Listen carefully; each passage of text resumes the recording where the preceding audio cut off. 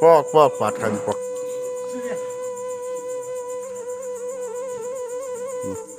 मासु मोलेर खाने है कसरी बसिरहे पक पक अब ल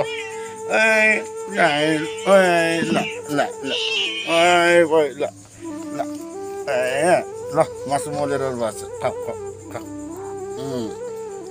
त्यहाँ बच्चाहरूलाई पनि त्यहाँ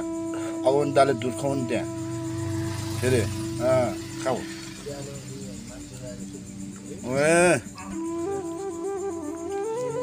बरु मान्छेलाई यताउति भन्ने कुराहरू थाहा हुँदैन है यस्तोहरूलाई चाहिँ है दिएर चाहिँ बरु मन आनन्द हुन्छ कि है ल हेर्नु यहाँ भोकोले कस्तो भइरहेछ होइन